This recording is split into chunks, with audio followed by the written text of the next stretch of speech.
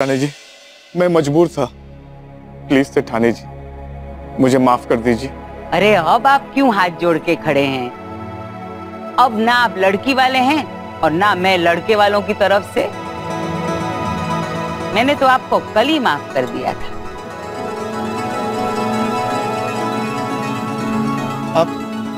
आप सच कह रही हैं? और नहीं तो क्या, आपको मेरे चेहरे पे नाराजगी कहीं दिख रही है?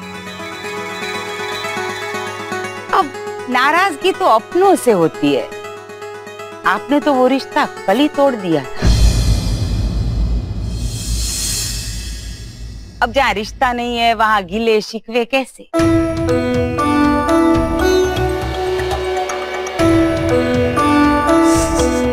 सेठानी जी, ये सच में मैं आपसे नाराज नहीं हूँ। सही कहा था आपने। 35 साल आपने हमारा नमक खाया है तो कर्ज भी तो चुकाया है। सेठानी जी, मेरे कहने का मतलब ये मतलब मैं समझ गई तुषार भाई। आपने हमारे यहाँ नौकरी की जिसकी हमने आपको तनख्वाह दी, और थोड़ा बहुत एहसान जो सेठ जी ने किया उसे आपने दिवाली का बोनस समझा। नहीं, ऐसा मत कहिए सेठानी जी। मेरी वफादारी आज भी आप लोगों के लिए ही है। नहीं नहीं नहीं नहीं नहीं नहीं, वैसी वफादारी हमें नहीं चाहिए जो नौकर की नजरों में मालिक के शर्म को भी शर्मिंदा करती। कल जो हुआ इससे एक गांठ बांधी। अपने से छोटों को बराबर का दर्जा दो तो वो आपका दर्जा भूल जाते हैं। चलिए, रात गई बात गई। तुषार भाई, आपको कल से काम पर आने की जरूरत नहीं है।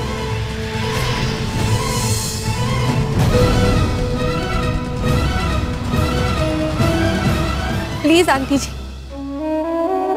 मैं आपसे माफी मांगती हूँ। प्लीज मेरी गलती की सजा पापा को मत दीजिए। सजा? सजा तो मुझे मिली है। पाँव की जूती को सर पे रखा, इसीलिए कल 100 जूते पड़े मेरे सर पे, और वो भी भरी बिरादरी में। तो ज्यादा वक्त न लेते हुए चौथा फेरा पूरा करें। मैं अपनी बेटी की शादी उसके मर्जी के खिलाफ नहीं कर सकता। उस बिरादरी में जहाँ मेरे कुछ कहने के बाद कुछ भी समझने और कहने की जरूरत नहीं पड़ती थी, वहाँ मेरा जोड़ा हुआ रिश्ता तुमने तोड़ दिया। अरे, तुम क्यों रो रही हो? तुमने जो चाहा वही मिला ना। प्लीज आंटी जी, मेरे पापा को नौकरी से मत निकालिए। उन्होंने हमेशा आपके काम को पूजा समझा है। तेरे पापा पुजारी होंगे, लेकिन मैं भगवान नहीं हूं ना बेटा, जिसके सामने हाथ जोड़ने से माफी मिल जाए। और वैसे भी हमारे देश में तो पुजारी भी रिटायर हो जाते हैं। इन्होंने बहुत सेवा कर ली, अब इन्हें रिटायर होने दो। लेकिन आज बेटा,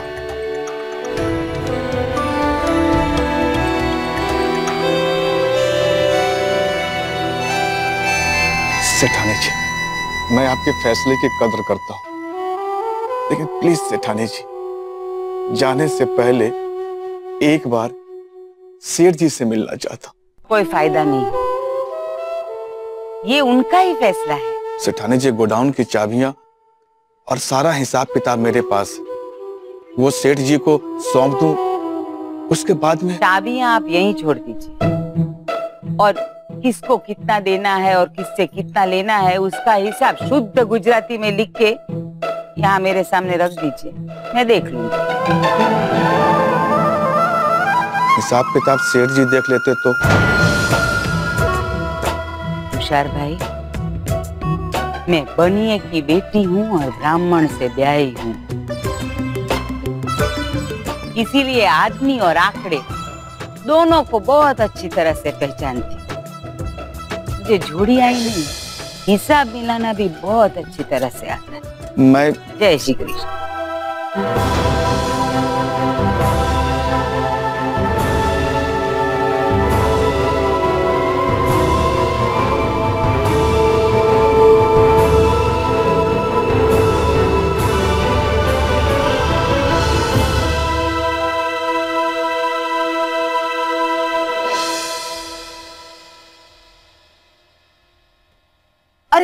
रुकिए रुकिए, पता नहीं मुझे क्या हो गया है। जब से उस लड़की का नाम याद रखा है ना, तब से सब कुछ भूलने लगी हूँ। आपको चाय नाश्ता भी नहीं पूछा मैंने। सॉरी। हाँ, अरे जीगो, चाय नाश्ता लाओ। आप बैठिए ना, आपसे मैं किसी को मिलवाना चाहती हूँ।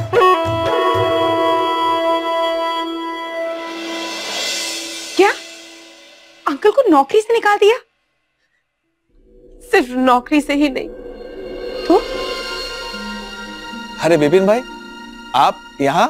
अरे तुषार भाई घबराइए मत, मैं यहाँ अपने 25 लाख मांगने नहीं आया हूँ। 25 लाख? ये क्या कह रहे हैं पापा? बेटा, वो मैं तेरे दहेज के लिए विपिन भाई से 25 लाख रुपया उधार लिया था। और विपिन भाई, मैं आपके वो 25 लाख लौटाने के लिए आज फोन करने ही वाला था आपको। तुषार भाई, उसकी कोई जरूरत नहीं है, मुझे मेरे पैसे नहीं चाहिए। विपिन भाई, ये तो आपका बड़प्पन है, लेकिन उधार लिए हुए पैसे जितनी जल्दी उतर जाए उतना ही अच्छा होता है। तुषार भाई, मुझे पैसे की क्या जरूरत, जब आपने अपना घर ही मेरे नाम कर दिया है।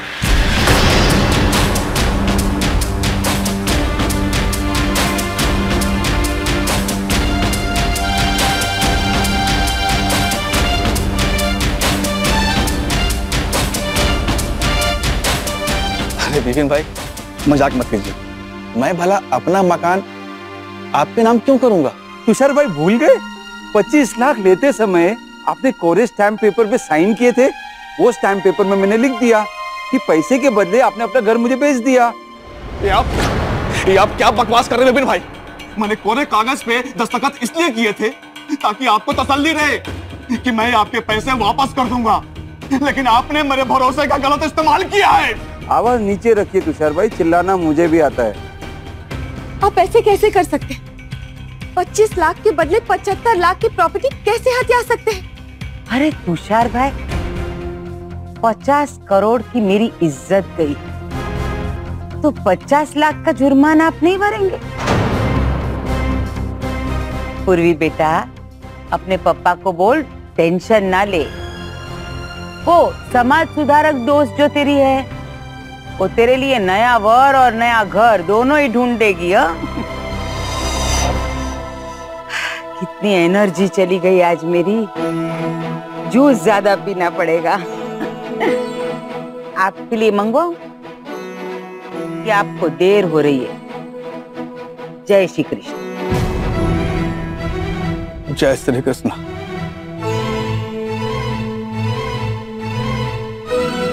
चलो बेटा।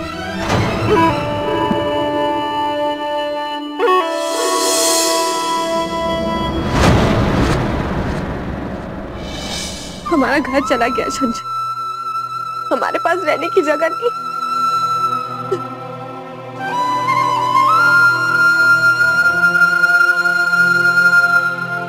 पूर्वी, पूर्वी रो मत, तू देख सब ठीक हो जाएगा।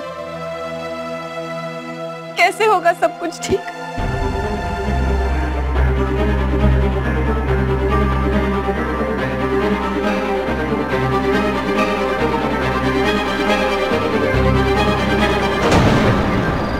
ये सब मेरी वजह से हुआ है, मेरी वजह से ये लोग इतनी मुसीबत में पड़ गए। अरे बेटा, बहुत बड़ी मुसीबत से सब बच गए ऐसा बोल। शादी टूटी तो टूटी, अच्छा ही हुआ। लेकिन सोच, अगर तुषार अब भी वहां नौकरी करता होता तो पता है कितना परेशान करती उसकी सेठानी उसे। दादी बिल्कुल सही कह रही, सही तो कह रही है, लेकिन बात यहाँ सिर्फ शादी या नौकरी की नहीं है, अब बात घर की भी है।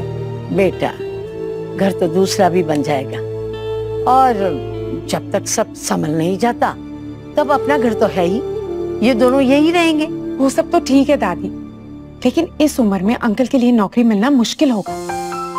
और अगर उन्हें नौकरी मिल भी गई और किसी ने उनसे पूछा कि उन्होंने पिछली नौकरी क्यों छोड़ी, तो ऐसी बहुत सारी उलझनें आएंगी। ऐसा नहीं होगा। अब मैं पापा को काम करने ही नहीं दूंगी। तो अब से मैं पापा की सारी जिम्मेदारियां उठाऊंगी। मुझे जिंदगी में एक नया मकसद मिला है। तुम लोग हमेशा कहते थे ना, कुछ करो, नौकरी ढूंढो। अब वो वक्त आ गया है। अब मैं काम करूंगी। शाबाश बेटा, विक्रो मारो। अरे ढिंगली छन छन, अब हो गई सब मुश्किल आसान है। दादी, मुश्किल से किनारा कर लेने का मतलब ये नहीं है कि मुश्किल आसान हो गई है। कभी कभी मुश्किल का सामना करना जरूरी होता है। तो क्या अब तू जाके लड़ेगी तुषार की सेठानी से? लड़ूंगी नहीं, मैं जाके उनसे माफी मांगूंगी। उन्हें मुझसे प्रॉब्लम है ना, तो हो सकता है कि जब मैं वहां जाके उनसे माफी मांगूंगी तो सब ठीक हो जाएगा। नहीं छन छन, तुम उनसे माफी नहीं मांगोगी। पूर्वी, माफी मांगने में कोई बुराई नहीं है, और वैसे भी वो मुझसे बड़ी है। अगर मेरे माफी मांगने से उनका मन शांत हो जाए तो इसमें क्या बुराई है? और सॉरी कहने से मैं छोटी थोड़ी हो जाऊंगी। मैं कल ही जाऊंगी उनसे मिलने, और देखना, मैं उन्हें जरूर मना लूंगी।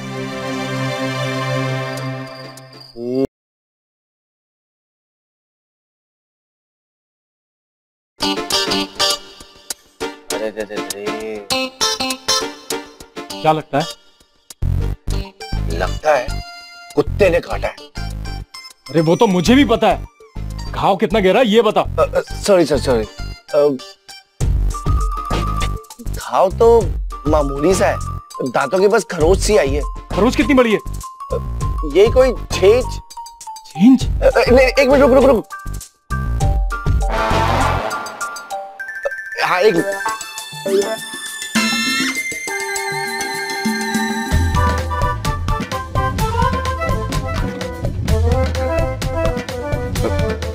ये देख, इतनी बड़ी खरोच है तेरी, और पता है इसके लिए इतने बड़े बड़े इंजेक्शन लेने पड़ते हैं। क्या बात कर रहा है?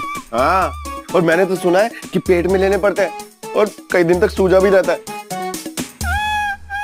मुझे इंजेक्शन से डर लगता है, नहीं लगवाने मेरे को इंजेक्शन। अरे सुन, एक बात बता, तुझे इंजेक्शन लगवाने से डर लगता है, ये बात उस कुत्ते को तो नहीं पता थी ना। अब इंजेक्शन तो लगवाने पड़ेंगे। ये सब उस कुत्ते वाली लड़की की वजह से हुआ है। मैं उसको छोड़ूंगा नहीं। कुत्ते का जवाब कुत्ते से दूंगा। हर कलर के, हर नस्ल के, हर साइज के कुत्ते उसके पीछे लगवा दूंगा। एक मिनट, लेकिन तुझे तो कुत्तों से एलर्जी है ना, तो फिर कैसे इकट्ठे करेगा इतने सारे कुत्ते? सुपारी दूंगा कुत्ते से कटवाने की, लेकिन छोड़ूंगा नहीं उस लड़की को। देख देख, ये कुत्तों के डॉन से ना बाद में मिलना, पहले मुझे डॉक्टर भंडारी से तो बात करने दे, ताकि ये तो पता चले कि इंजेक्शन लगवाने भी है कि नहीं लगवाने। अबे मुझे इंजेक्शन नहीं लगवाने हैं। एक काम कर, तू ना जाके उस कुत्ते को काट ले और उसका जहर उसको वापस दिया, ठीक है? चुप चुप चुप चुप। कौन लग गया? हेलो, हाँ जी, डॉक्टर राजकुमार भंडारी स्पीकिंग। जी बोलिए।